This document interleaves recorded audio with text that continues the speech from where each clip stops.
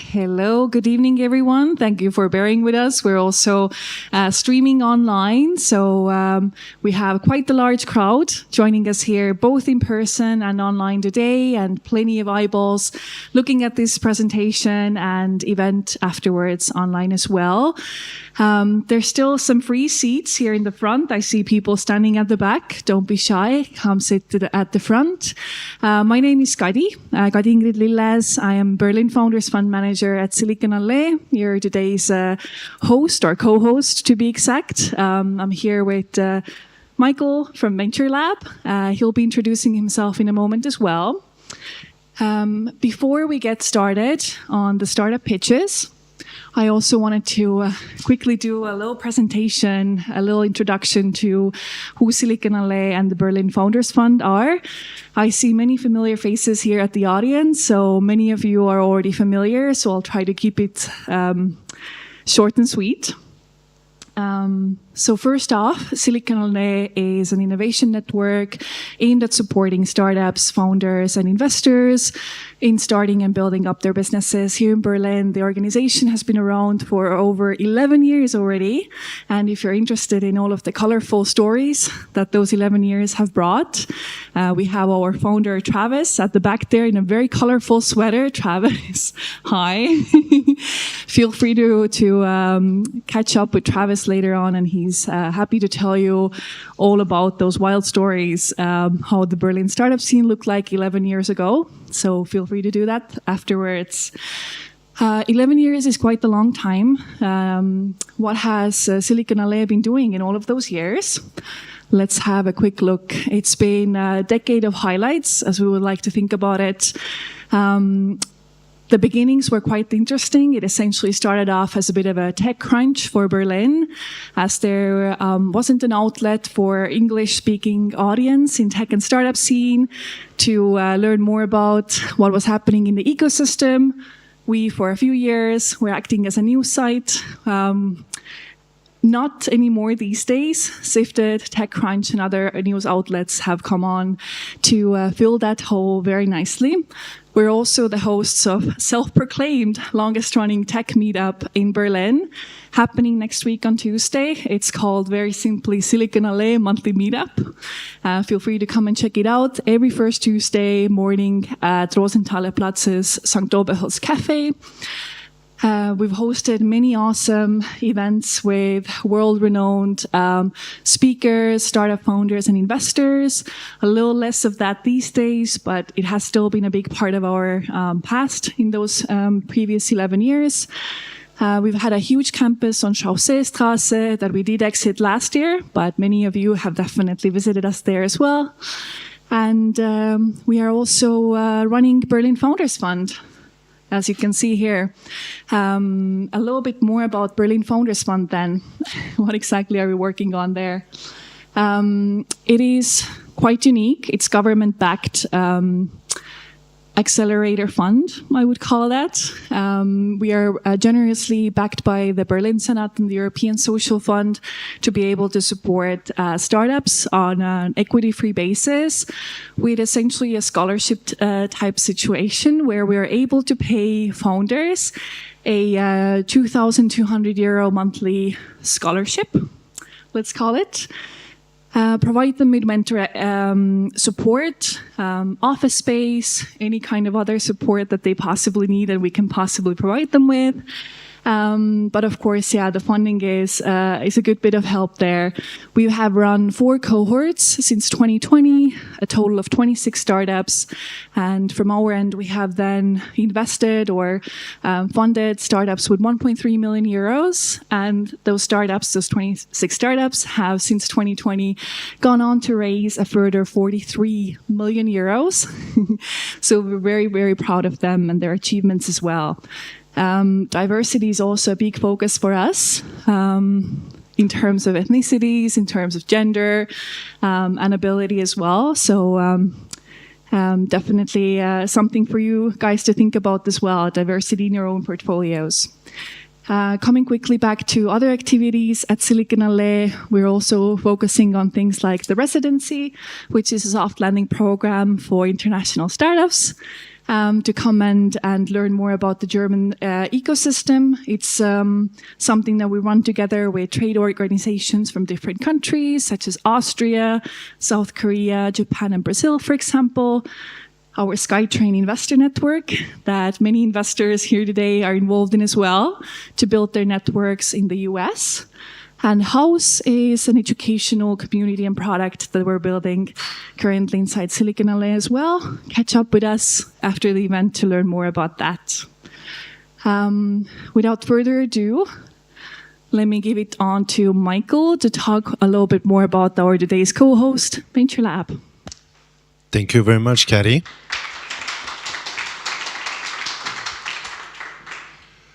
So now it's our turn, Niterra Venture Lab, and welcome to our office. Just so you know, we have this office since November. We are new to Berlin, and now it's my pleasure to tell you a little bit more about who we are. So first of all, Niterra is a brand new company name since April 1st. So it's a very new and, it's been for 80 years called NGK, Sparkplug. And they just branded with a new marketing and really to show that we're changing our strategy, going in a new direction. We started in the automotive space and then ceramic industry, semiconductors, and more into healthcare. And nowadays they want to be a company for the planet, really like utility, energy, and so on. So it's a $4 billion company, more than 15,000 employees worldwide, selling products in 120 countries. And part of this transformation, they created, an innovation division, and we call it Venture Lab. We also working together with the R&D division and implementation division. So it's like over almost 600 people working on this. Part of the Venture Lab Niterra Group, we built ventures and more in these three areas: mobility, energy, environment, medical. And today I will obviously focus on one of our venture built here in Berlin, which is a pregnancy care digital app, and I will tell you more later. But you can see that we are doing many more things. Feel free to contact us if you're also interested in the outer space. We do this business creation in three different revenues. We want to create $1 billion by 2030. This is the target we have. And we're going to build ventures from scratch with venture building teams. We're going to invest money in the small early stage startups, but also late stage ones. We have more money available for bigger acquisitions. And then we do obviously a series of alliances and partnerships across the board. Regarding venture building, so we have a global venture lab, and here you are in Berlin, and we have many team members, Fred, Amit, Celine in the back that you can talk to later on. But we are, as you can see, globally located. Silicon Valley, we have a big office there where the head of the division is there, our investment head is there, and obviously Tokyo as well. So when we work together, we do this as global teams with members from Tokyo, Silicon Valley to build scalable ventures. We do this with, a well-known design thinking process using human-centered design methodologies, starting to detect problem, ideation to find solution, and then you really work with a validation process to an MVP, and then we want to scale. And along the way, we're going to look at where do we need partnerships to go faster, de-risk, and potentially collaborate and win on the market. So that's why we're always open for collaboration opportunities. So we have our investment fund, as I mentioned. We are collaborating with Pegasus Tech Venture as the logo here. Basically, they do the investment for us, but we kind of decide, but they do the due diligence. It's a Silicon Valley-based VC fund. So we do invest in early stage ones, but also later one. But the goal is really to invest in $1 billion potential businesses. So we want to help them to reach that and to use our assets to get there. We look obviously at A+ founders in these different topics that I mentioned already before. And regarding our investments, we just actually started official strategic partnerships with Neoplus. It's a Germany-based wound care startup. Sensory Data is, in Spain. Dispatch Health is a home care delivery company in the US. AliveCore is one of the leading ECG device company and already well known in the world. So we are helping them scale in Japan right now.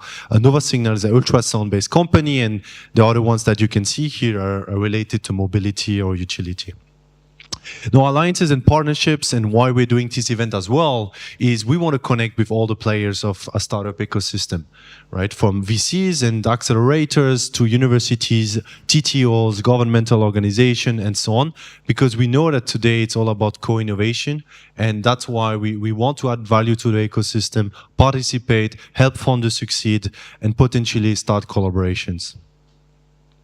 There's many ways that we can collaborate. We can start research projects together. We can co-invest, start POCs, but also give you access to new markets like Japan or the US through our sales channels. Here's our boss, Daniel Hirns. He cannot make it today. He's in the US with other colleagues related to some of our ventures. You can contact him. You can also connect with us, and we have this website here that you see here. So with that said, I think we can now start the pitch sessions, and looking forward to the discussions. And obviously we have the networking area later for any relevant questions you have more about Niterra. Thank you very much. Thank you, Michael. Perfect. Thank you very much. Let me grab the microphone and the clicker from you. Thank you. Before we roll into our first startup pitch, a few words of housekeeping and the program as well. As mentioned previously, we are also live streaming this event today.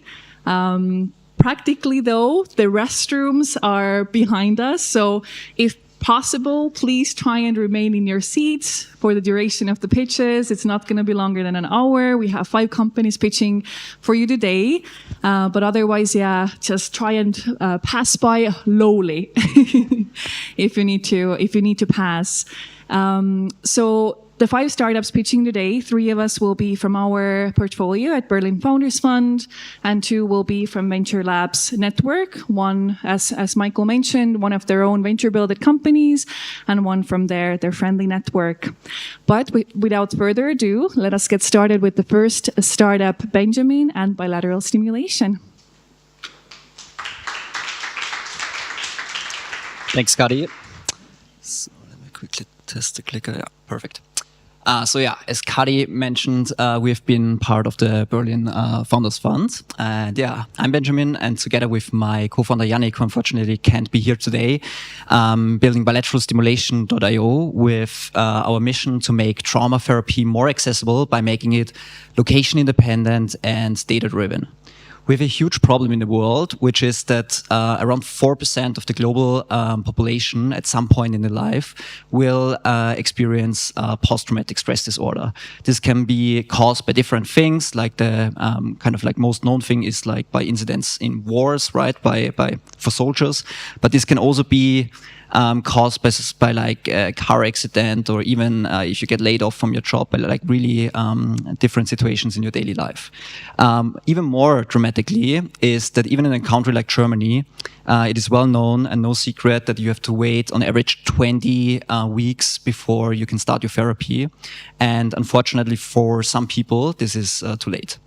The good news is though, that there is highly effective treatment for people specifically with post-traumatic stress disorder syndrome. And one of these treatment forms is EMDR therapy.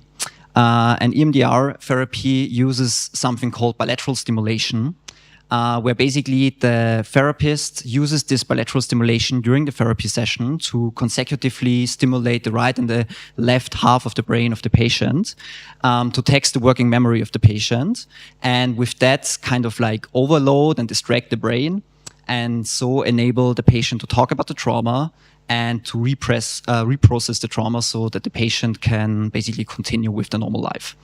There are 3 ways to do this bilateral stimulation: visual, auditory, and tactile. Visual is the most common one, where basically the patient would just follow like a light point going from the left to right.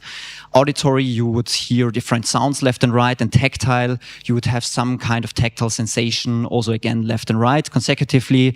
Most of the time, the therapists use little like vibration units. Before I show you how our software works for that, a quick little personal story why we started the company.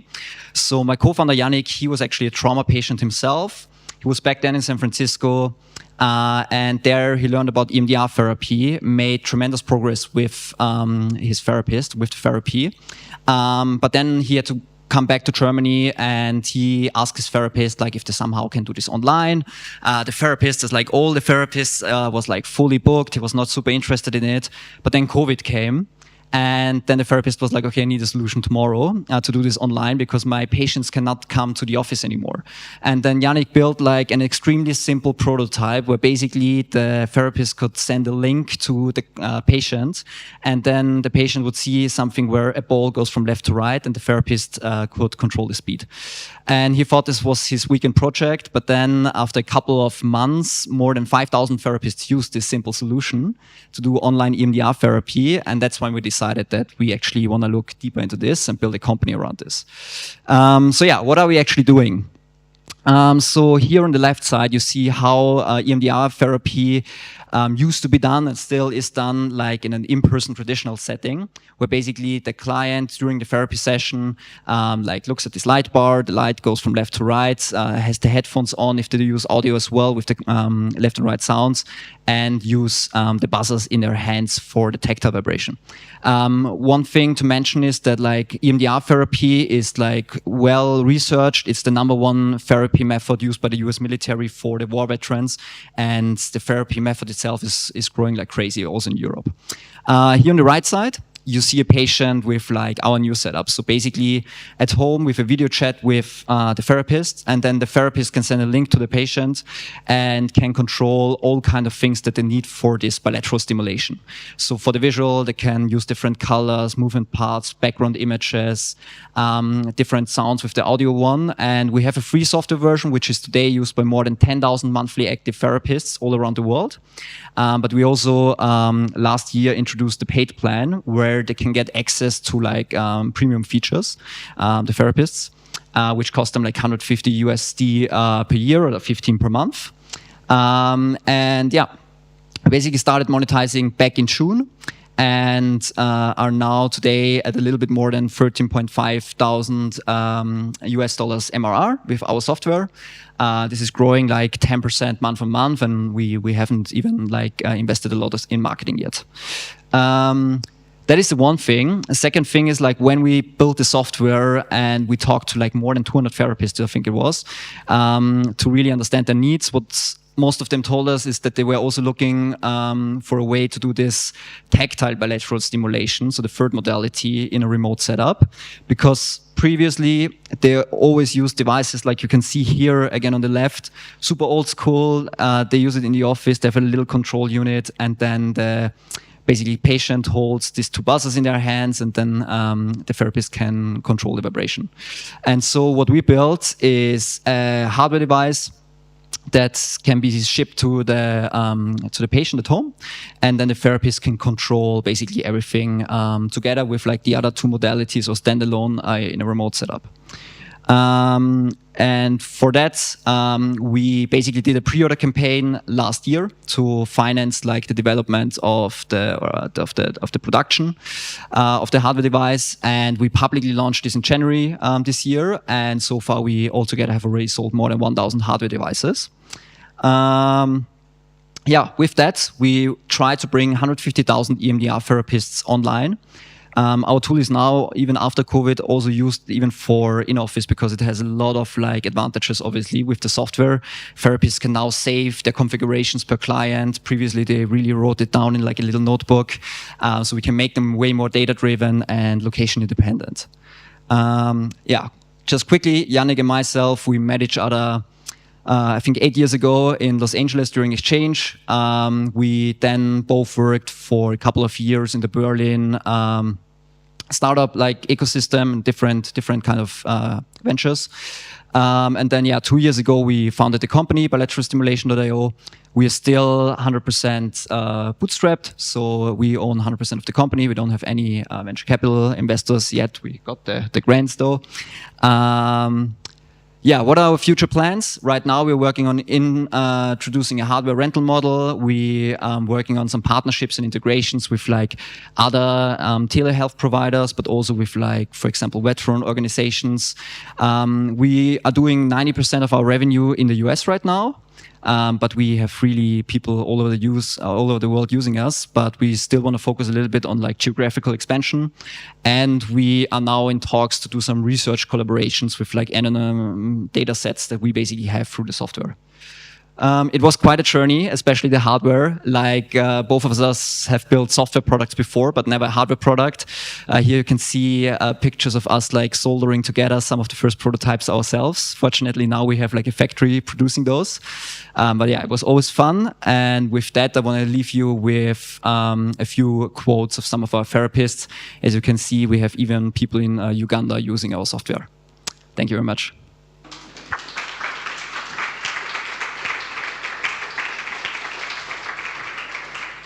Thank you, Benjamin. The floor is now open for all of you here in the audience to ask a question.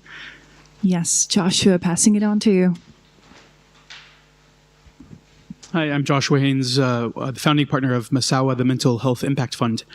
How many patients have currently been seen or used through the 10,000, 15,000 therapists? The software. So actually the beautiful thing is the patient doesn't even have to sign up or something to us. So we don't track any patient data, but we know that we do like hundreds of thousands like sessions every month. Yeah.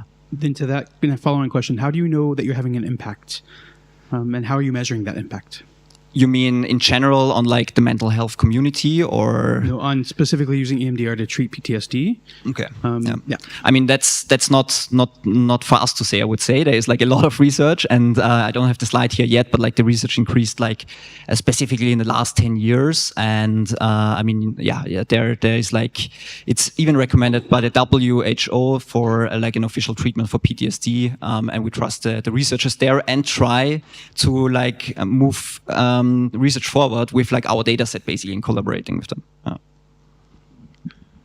Hi, I'm Ocean. I'm a venture manager for Serial. So the defendability of the technology is quite important, in my opinion. So do you have firstly any IP on the medical device and the software? And also, have you done any sort of comparative studies that compare in-person EMDR and EMDR through your platform? And also, brilliant solution, by the way. Thanks.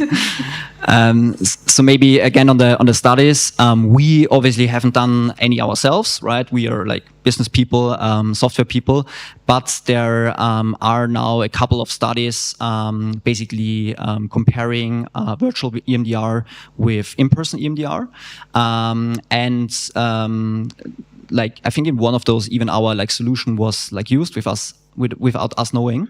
But we are trying to even like kind of move this research forward by providing our data set to researchers. That's the first thing. The second part, the defendability.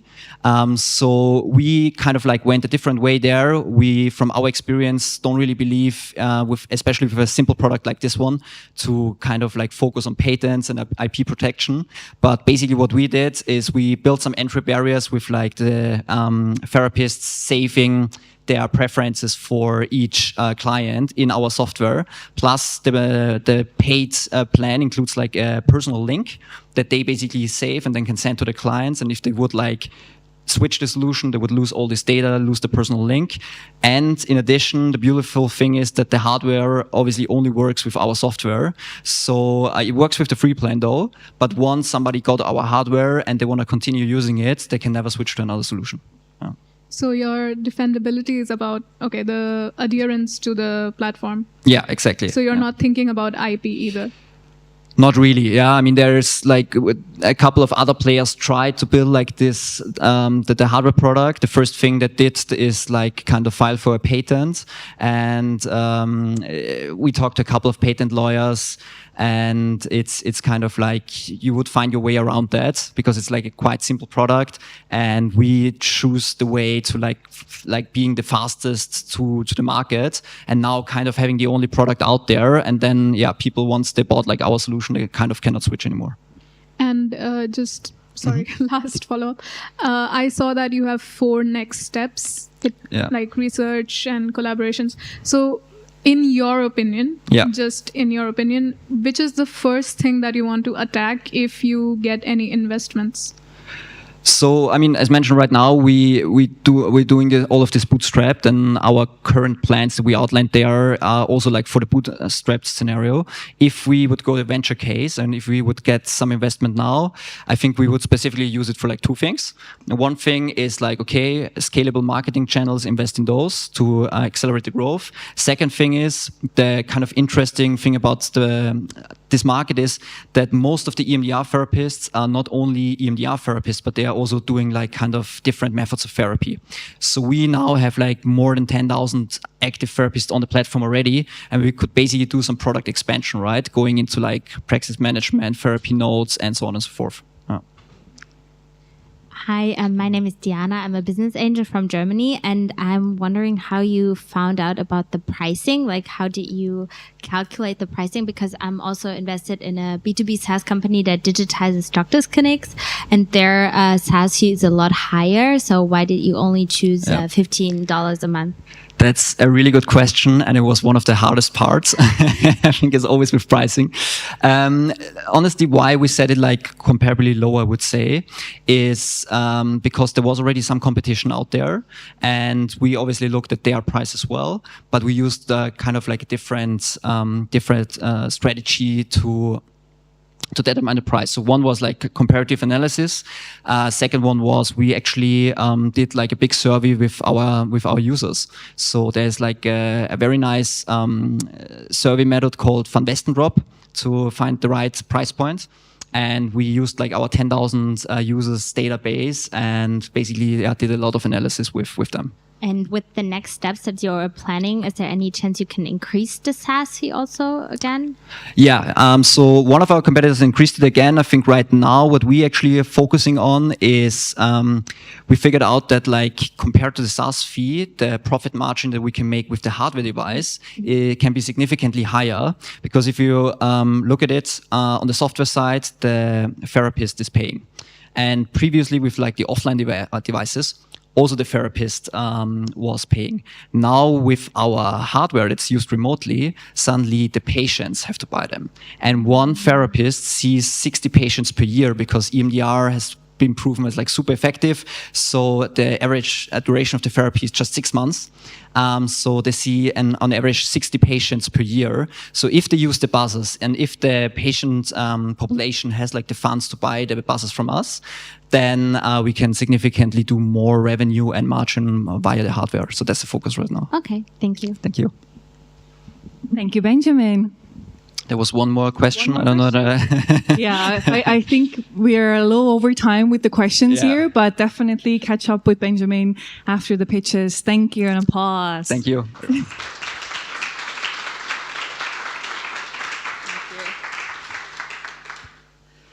Next up, we have Felicitas and Hormonella.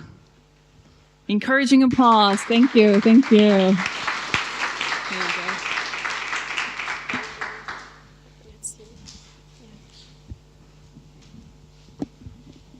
Hi, I'm Felicitas. I'm the founder and CEO of Hormonella. And at Hormonella, we help women by treating menstrual cycle symptoms and basically bringing their hormones back into balance. I founded Hormonella because I suffered from hormonal imbalances and menstrual cycle symptoms for many years myself. And I have firsthand experience how badly these symptoms can interfere with performance and general well-being. I'm not going to do the raise your hand thing, no worries, but just taking a bold guess. well, there are a lot of men here, but still, I think probably quite a lot of you can relate to my experience or know someone who has been suffering or is suffering from these symptoms. And actually, data proves me right. 80% of women, and these are like several studies that show this, are suffering from menstrual cycle symptoms. And as you know, these symptoms have a wide range. So they include physical symptoms such as strong cramps, headache, water retention, and ongoing, as well as psychological symptoms like depression, mood swings, tiredness.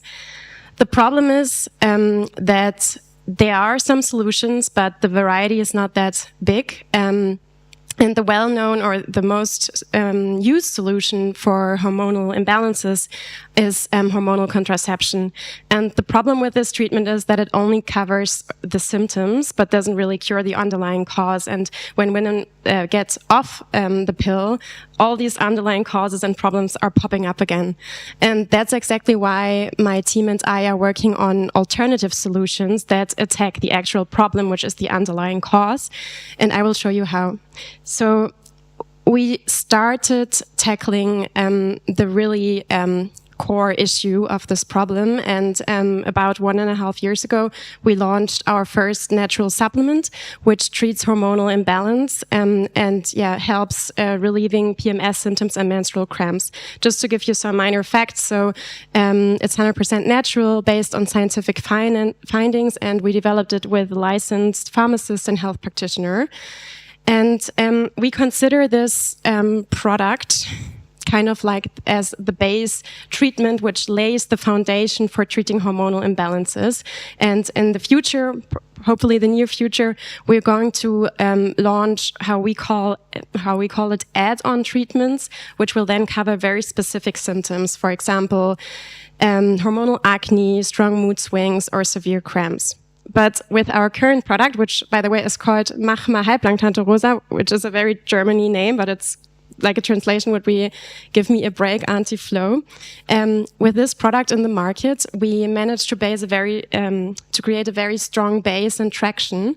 So we partnered with over 200 pharmacies across Germany that are selling our product. More than 70 Berlin-based gynecologists are prescribing it already. And we started end of last year also to grow our online business and have over 800 online customers that are using our product on a daily basis. But the best is we do not only have happy customers, but we have very demanding customers. And our customers started asking us for more. So for things in addition to our supplement. And what we started to realize is that they want the full Hormonella experience, which includes, beside our supplement, also digital services around education, around diagnostics, and also expert care. So, of course, we started like listening to this demand and branching out and started working on digital products, which help our customers in addition. And we started last year to work on our hormone check, which is basically a digital health assessment, which helps women identify very specific hormonal imbalances and enables them to take their first steps towards a balanced and healthy cycle. This health assessment is for free. And this year we also launched our Hormonella Expert Track, which is basically a 6-month online program. We call it the Balance Program. And this is for customers who want to be accompanied by experts and want a very tailored treatment towards their very specific needs. And participants basically, as I said, receive these tailored treatments, which are also plant-based, and they have private sessions with certified health practitioners. So far, so good. This is what we did so far. So coming next, our plan is for sure to grow and expand within these 3 verticals. We are currently looking into launching a saliva or blood hormone test in order to grow our diagnostic vertical. And in the next 2 months, hopefully, we're going to launch our first add-on treatment in order to enrich our pharmaceutical offer. So in a nutshell, this is what we're doing at Hormonella. Thank you for having me.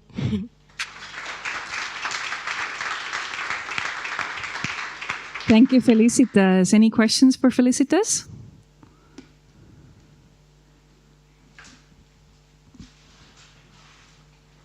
Hi, thank you for the pitch. I'm Philip with BNP Ventures. We're an early stage deep tech investor. One thing I didn't understand is your product is a food supplement, right? So do you sell it over the counter? Because you mentioned something about prescriptions. Yeah, so the product we're currently having on the market is a supplement. So it's an over-the-counter product, which is sold at the pharmacy and also online. So, which makes it possible to sell it also online. Okay. Yeah. Could you give some context on the sales strategies? Because obviously there's also a prescriptive angle to that. What do you mean by prescriptive angle? You mentioned that doctors also prescribe the product. Yeah, good point. Like, is there a reimbursement factor to that? Yeah. So basically, it's a good point. Like, I was not 100% precise there. So they're more like recommending it, or in Germany they write it on a green prescription, which is the private prescription. And there's no reimbursement for the gynecologist per se, but I've been talking to over 100 gynecologists in the last months myself, and for them it's just a really nice additional offer that they can offer their patients, because they themselves are struggling, to offer other remedies to the problem. So that's basically their motivation. I don't know if that was your question. Okay. What kind of hormones do you analyze? Do you diagnose? What kind of hormones? What kind of hormones? Yes. So, of course, this is very, it's an MVP. So currently we're focusing on 5 hormones and covering the most important ones like estrogen, progesterone, testosterone, TSH, and counting. But we're planning to expand. But it has been quite tricky to come up with this or to build this. So it's a work in progress. Hey, I'm Monica, and I'm working with insurance companies together. So I asked myself, as you mentioned, the platform and the data, how do you store the data, and how do you work if you work with it in your platform? Yeah. Unfortunately, my Delphine, my COO, is not here because she's responsible for that. So we're storing the data anonymously for now, and I have to be honest, we have so much valuable data, especially in that space, because there is not so much data there yet. So we are currently still figuring out how to make use of it. Maybe also partner with some people who can help us there. Hi, do you have any studies on the results of your product? Because I know, let's say, women who lack progesterone, that it's not only taking supplements, it's also a lot about the way they eat, the way they train.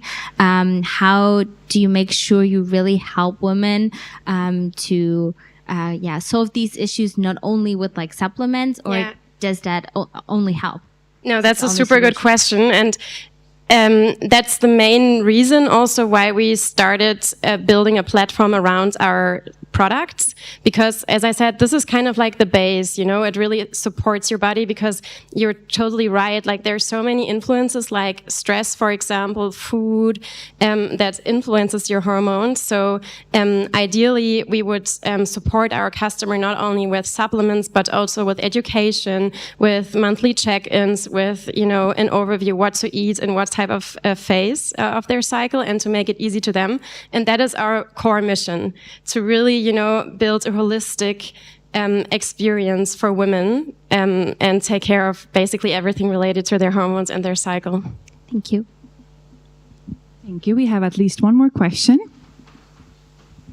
Thank you very much. I'm Jacob from HEGF, German CVC. What's the revenue sharing between the pharmaceutical company that produces your product? If I got that wrong, or do you produce it yourself? We partnered with a pharmaceutical producer in Germany, but we produce it ourselves. So this is our formula, and we're paying them money to produce it for us. Yeah. What are the margins? Happy to share that maybe. Okay. Yeah, in a one-on-one. Yeah. and maybe just regarding the team, can you say a few words about the Sure. composition? Maybe I lost it. Yeah. Here. Okay. So we're still a small team. So as I said, this is my colleague Delphine, who's our COO, but also she's taking care of a lot of things, as well as like performance marketing. Then we have Lala, our product manager. She basically enabled us or helped us build this entire platform around our pharmaceutical product.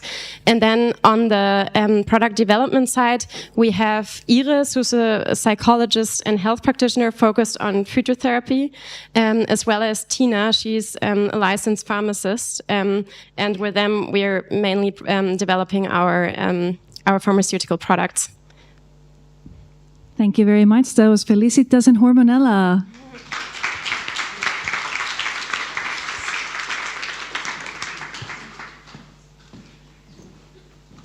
Next up, we have the last of Berlin Founders Fund companies here today. It's Ali and Pilio.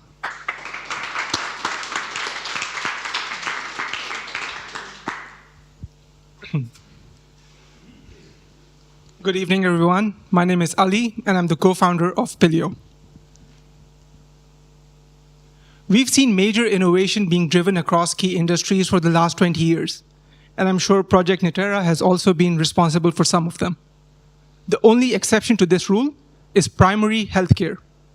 The administration experience in primary healthcare has remained unchanged in the last 50 years. And that's driving our medical professionals to quit. They spend half of their day on admin, they're making mistakes, they're burning out. This is an outrage. When it comes to health, there should be zero room for errors. We expect different things from other areas of our life. If I'm booking a flight to Frankfurt, I'm not expecting to land in Munich. And yet, when it comes to healthcare, why are we okay with relying on primary systems from 1987 when we have AI and supercomputers in our pockets? When it comes to our lives, we must demand better. The problem is exacerbated when practitioners need to communicate to each other.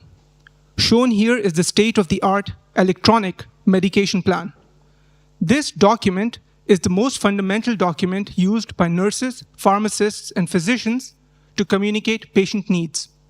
Imagine, you're a chronic patient, your entire medication needs on scattered pieces of paper with handwritten notes, sent multiple times across nurses, pharmacists, and physicians, who all maintain their own versions, and whenever there's a change, all of them spend hours reconciling it and then blaming each other for the mistakes that have been made, while you as a patient are facing the brunt of this. All of this is because of the standard of healthcare communication. The entire piece rests on a critical piece of infrastructure that has remained unchanged. I present to you the fax machine. Now, some of you in Germany may not find this a surprise, but for everyone else, life in Germany has two constants: death and faxes. And in this case, faxes are leading to deaths. The system is obsolete, providers are overworked, they don't want to continue working with a tool that makes them forced to spend 70% of their time.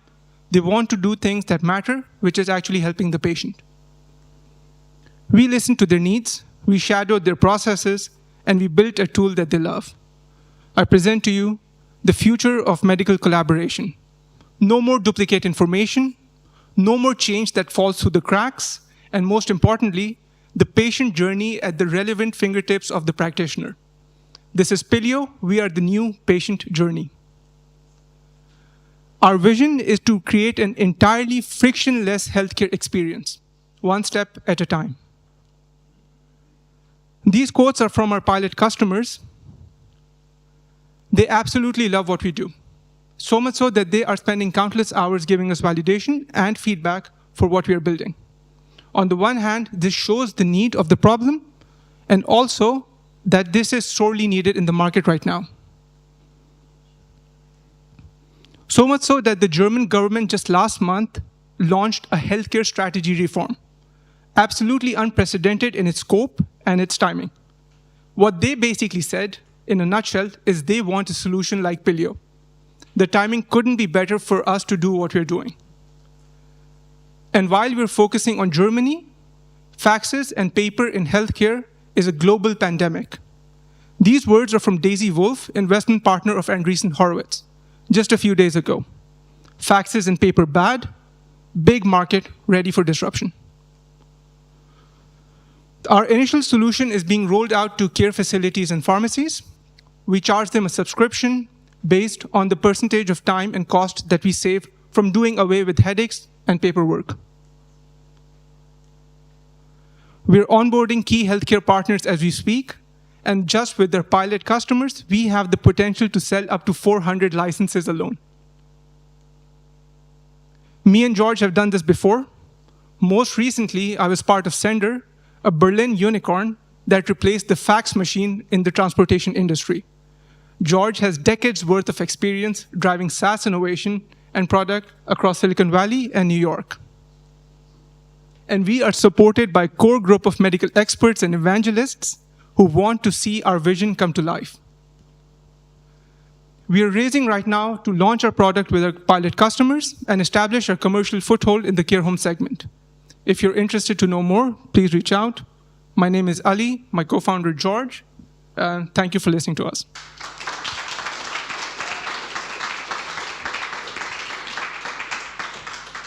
Thank you, Ali. Any questions from the audience? It was a very clear pitch. Thank you, Ali.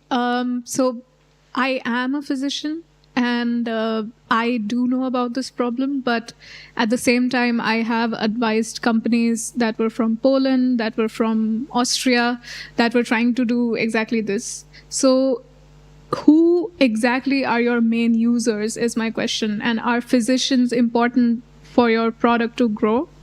And in that case, how are you planning to implement the adaptation for them? Great question.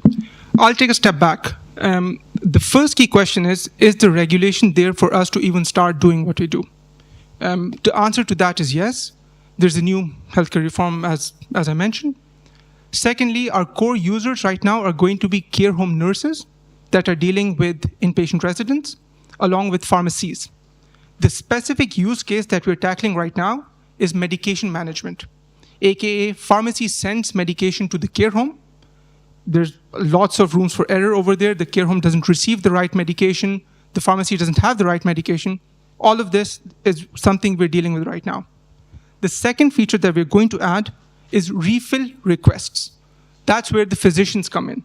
Because the physician's role in Germany right now is to issue the prescription, and then the care home and then the pharmacy are left to deal with the rest. So as of now, initially care homes and pharmacies, and then very soon with physicians for specific use case and features. Okay, understood. So I do believe that then you are going to, or maybe you have already come across that problem, that if anything needs to be used by these frontline healthcare providers, they are already so overloaded with work that firstly, they don't have the mental capacity to learn new technologies and they are not going to adopt them. So how are you planning to tackle that? Yeah, that's also a very fair question. I think the main thing that we're trying to do here, one nurse in one of our customers, which by the way is one of the largest care home groups in the world, she stopped our prototype and said, if you do what you're doing, this is a dream come true. The reason is that the bar is set so low in terms of the existing infrastructure that all we need to do is really listen to their problem and build from a blank slate. So we are selling to care home managers and owners, but we're building for actual use by nurses and pharmacists. And if a care home is already using an EHR, then do you integrate into that? Are you a third-party provider? Are you an API? What do you do then? Yeah. Or are you completely separate? So there are primary systems that will exist and continue to exist in physician practices and care home places. We are the in-between. So what ideally would happen is that the care home or the nurse or whomever enters information only once, and that's reflected elsewhere. It doesn't happen right now, and it won't happen with their MVP. Even with their MVP, someone will need to enter the data once, which is a duplication of one time at least. But where our MVP kicks in is that is it. once the data is entered, no more duplication of data. Because that's what happens right now. Each care home enters the data in their primary system, physician goes back into his primary system or her primary system, and so does the pharmacy. A change happens, all of this cycle is repeated again. Thank you. Thank you. Do we have any other questions? Yes. Yeah, thank you very much. We had already met in the elevator, so now I've finally got your pitch. How does the e-prescription play in to your solution? Because that's going to digitalize a lot of processes in Germany, and I believe at least in the next year, a lot of pharmacies will be jumping on the train. George has more too. I'm the other guy. So two things, and some sort of touching on Ocean's question as well. So the e-prescription is great. It's starting to see a lot more traction, which is also great. We know that the physicians, when we do get them involved, will be preferring the e-prescription by then. And a new piece of information that perhaps has not had the public light yet is Gematic will actually be building a new version of prescription, which is going to be an auto-recurring version.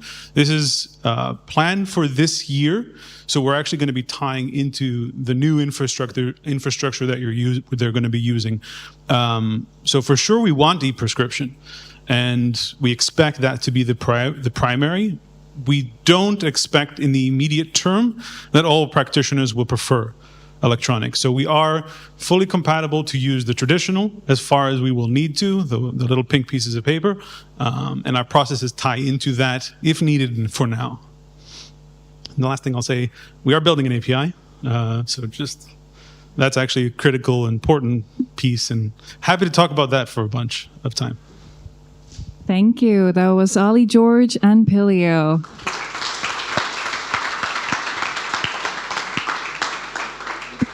Thank you, guys. Let's do a quick little slide flip in here to get us on to our next startup, which will be Michael and Frida Health. Sorry. Here you go. Thank you very much. It's time to present Frida Health, one of our internal ventures here at Niterra. And the first thing that I want to mention is the project lead, the venture lead, is right now not here. Her name is Joanna Funk. She has a business trip in the US right now regarding Frida Health. So let me explain what it is. We identified a problem in the femtech market, and in particular the maternal health tech market. We saw that there is a lot of unaddressed issues in pregnancy, and one of them is that more than 60% of women are worried about the baby's health. They are concerned they're doing something wrong, and they would like to seek expertise for it. And so that's why we built a digital health app that is actually addressing those issues. And we heard that before in the previous pitch, right? We had these supplements, but they're also looking for a digital solution. So we built that. We built the all-in-one app with device integration from different companies that we can integrate to track the vital parameters. We have a curated amount of articles and news that are certified by experts, and we give them access to experts via chat function, or they can also book consultation with them. And the mission really is to provide this confidence into their health and bodies, and also enjoy this time, which is pregnancy. We got also really great traction. We've done over 30 customer interviews. We talked to more than 10 experts. We have right now more than 200 pregnant women on our waiting list, and we're testing it right now with beta users to iterate on the product and launch it as soon as summer this year. And you can see that they are loving our weight management, tracking as segment of the app. They're looking to see that and to track it in one place and to show it to their doctors. They want to consult experts because when they go to, for instance, the gynecologist, they don't get advice about nutrition. So they would like to have an easy access to different area of expertise. And last but not least, we are giving content based on the development of the pregnancy journey, or first trimester, second, third, and they really like the design and to see these different stages in the app. we detected this, great opportunity because it is an unaddressed market. As you all know, women's health is right now an emerging one, and the CAGR is about 12%. We've in 2021. You had more than 2,000 startups that got funded and received $1 billion in funding globally, and 76% of these startups were still in seed stage. So there's a lot of room to enter this market and to really solve issues. I want to add that slide because we are a corporate venture. So as you know, we always need to align with the strategy of our company. And home health is one of the major pillars of our medical segment. So we want to go and offer services, products in this segment. And this is also, a growing industry, as you all know, developing point of care solutions and reducing the burdens in hospitals, which don't have enough nurses and doctors. So how do we generate revenues with Digital Health app? It's diversified, and there are many ways. Right now, we plan to have a device rental services of different devices such as fetal Doppler, smart scale, or even blood pressure. More will come. We have obviously course subscription, and we partnering with organizations to have the best courses available for pregnant women. We are obviously subscribing our app. We also have a freemium version, and we give access to experts, which we monetize as well. We are starting with the German market, which is more than 1 million pregnant women. But out of that, 80,000, almost 80,000 are the ones we believe could become our customers. But this is just the start.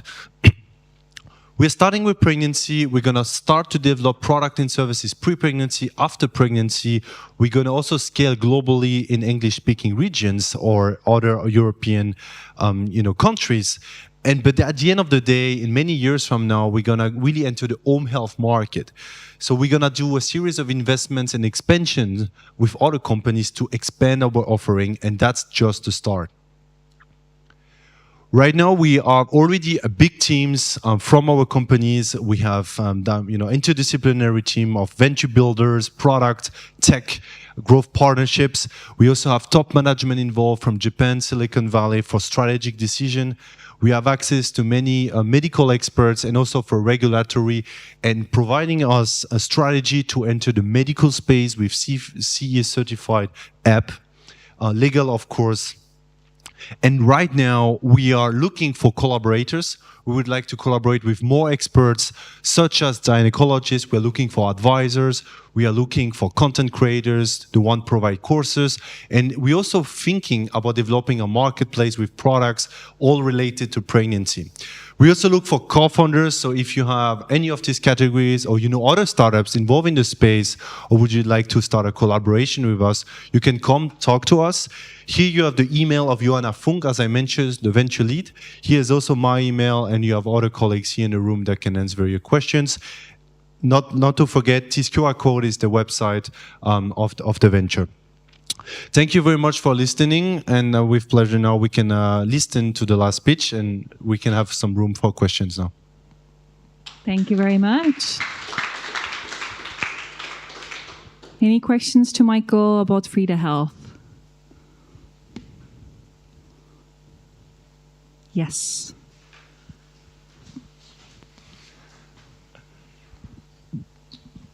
There are a number of current solutions in the market that are addressing a number of the areas that you're looking at. How do you look at market saturation and being able to pinpoint one specific area that you're able to open up? Yeah. So as you mentioned, there's already a lot of solutions that are developing solution for pregnant women, such as Kelea and so on. Well, what we discovered is that most of them, they don't have a huge market yet, right? They're all kind of early and have a small number, and they're not global neither. They're always located either in the US or just in Europe. So that's already one thing. There's no major player established.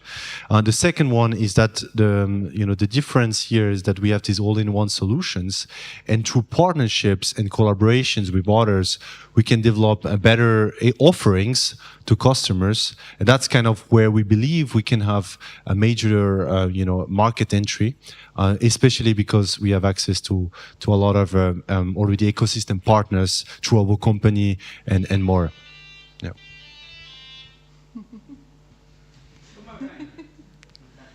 Perfect timing. Thank you. Thank you for the question. Any other questions for Michael? Looks like you had a very clear pitch. Thank you. Thank you very much.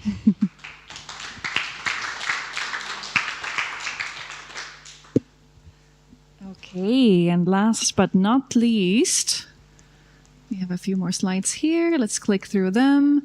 We have Julia and Mondosano. Good luck. Hello, everyone. Mondosano means healthy world. And at Mondosano, we strive to provide better health for everyone.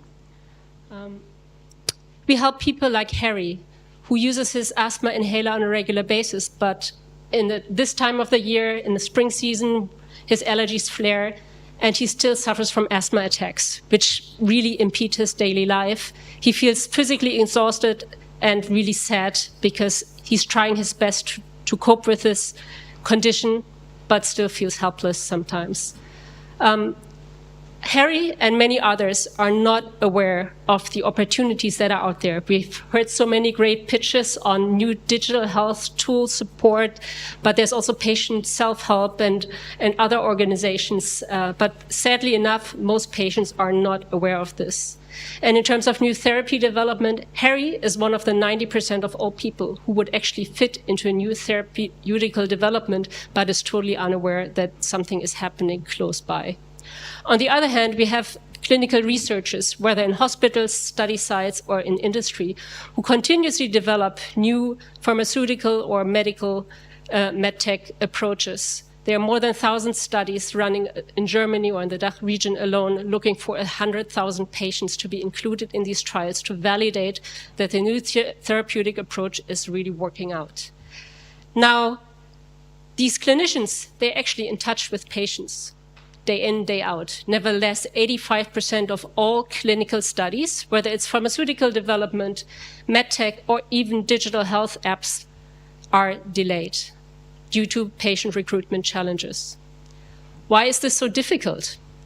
Well, on the one hand, most people are not aware, and the group of even the physicians underestimate the complexity of the trials that are currently running.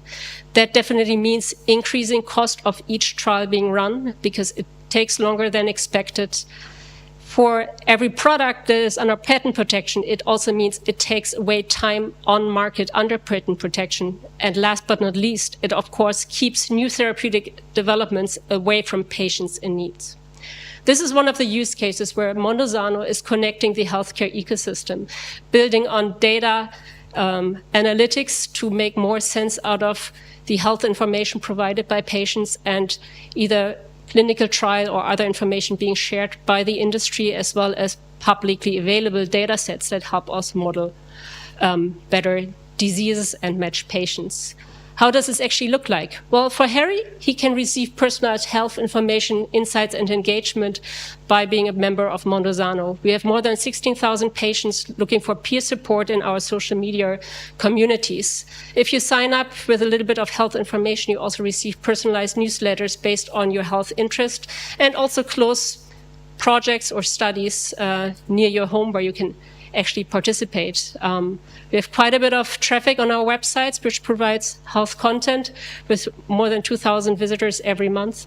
And we're currently further improving the medically validation of the content that we share. With more than 120,000 registered users, that of course also allows us in the DACH region to drive more patient-centric activities with our B2B partners. That means, yes, we do help them to accelerate their patient recruiting for clinical studies by reaching out to qualified patients, informing them about the opportunities and pre-qualifying them for the study, significantly reducing site burden because they need to screen through fewer patients, and the patients that actually do show up are already well informed, they know what's going to happen, and they only need to go through the medical checkups. But of course, clinical studies are not only one aspect. There is a lot more room for improvement to collaborate with patients or their caregivers in developing new therapeutic approaches. We matchmake because we have interested people who do want to be part of the development, and industry partners quite often, not so much startups, but the bigger companies still struggle to really reach out and collaborate. And of course, even for products on the markets or new services, there is a vast amount of new health products being launched day in, day out. We saw some great products under development as well. As a general patient, how do you actually make sense and figure out what is most useful for you and where do you reach out? Mondosano provides a platform to really have a very narrow target audience for your product and inform patients who are interested in using new therapeutic developments. Now, of course, we are not alone. There are lots of companies trying to tackle this problem because patient recruitment on the one side is an unsolved problem in the industry. But we, of course, also build on technology. We clearly focus on patient and partners first and listen to their needs, and then build on our 3 key assets, which is the health content that we have, our proprietary AI and data analysis, and the existing patient and also study center network. Health content provides additional information to patients. It also allows us to gain more users that we don't need to pay for through social media advertising, for example.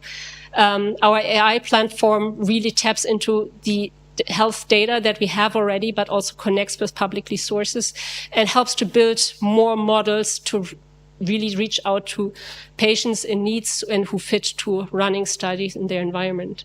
And through the patient and study site network, we continue to gather more information. Patients love to share, especially if they're looking for better solutions, what their conditions are. And through the study site network, we can also learn more, validate this information, and also make sure that we learn more about the providers around the world who do work with patients and then recommend the sites for new studies who perform best because they're really taking care of patients. So together, this not only helps us to improve our internal processes, but also with a stronger databases, opens up opportunities to make more sense out of the data that we collect and build new revenue models. Where are we right now? We are not a super young startup, so we already have more than 120,000 patients from the German-speaking part of Europe registered. We have completed more than 150 projects together with big pharma, medtech, but also startups. We also work with market research companies who are looking for patients to either join qualitative or quantitative surveys. And through these engagements, we have worked with over 250 study sites in the region. Right now, we are relaunching our website because we realized we need to improve quite a bit on this. We also improved our whole data collection model and launching our internal patient 360 model that helps us to really better understand, based on the health data shared, what a patient really needs. And to complete this, we are also expanding our healthcare professional network to also help us not only find patients with more general conditions, but also find those rare cases and rare diseases where industry still struggles to find the right and reach out to the right patients. With further improving our data profile, by the end of the year, we offer for registered users an even more personalized health information newsletter, and also offering them a chance to compare their own patient profiles to the general statistics so that they get more information back from the data that they share with us and consent to use this data for better information. We heard the stories about the e-prescription and electronic patient records. Yes, we are also desperately waiting for this because asking patients to share their data of course, takes time, but also includes errors every single time. Not everybody even knows how to spell their medication correctly. So our platform is ready for any connection with other available electronic health records or prescriptions, and that will allow us to validate the information that is provided by the patients for real-world evidence or data validated by the medical information provided from the systems in the future. And with this, if you believe in better health for everyone, feel free to speak with us to invest in Mondosano to scale the digital health access to for more information and patient participation in the clinical and medical research environment in Europe. We believe there is a lot more that we can do with the health data, shared building models, not only to facilitate processes in patient recruitment, but actually facilitating matchmaking with lots more products on the market and improving the disease understanding. Thank you very much.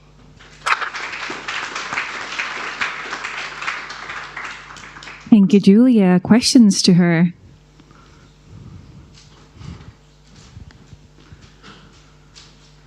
Yes.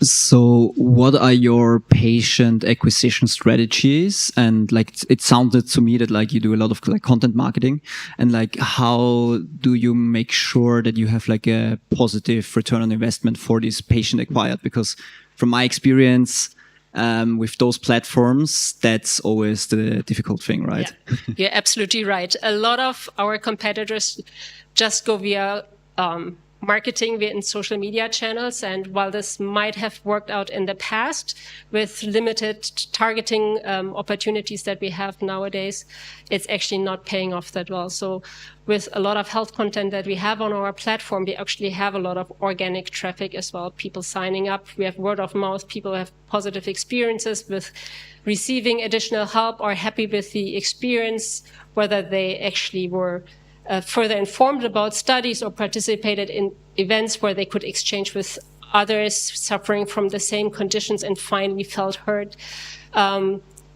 We have actually very favorable lead generation costs. Thanks. Thank you. Any other questions to Julia? Then this was Julian Mondosano. Thank you so much.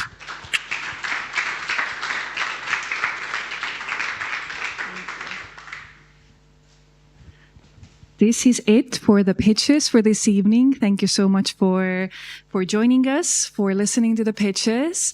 We will be continuing the evening, both in this room and the adjacent room, with some snacks, some drinks. We'll bring out the champagne for all the great pitches to celebrate that, and a lovely Wednesday evening. So thank you again for coming. Thank you for the teams at Silicon Valley and Venture Lab for helping to organize and host this event. And I hope to see you again at an upcoming event of ours. Thank you very much and enjoy the evening.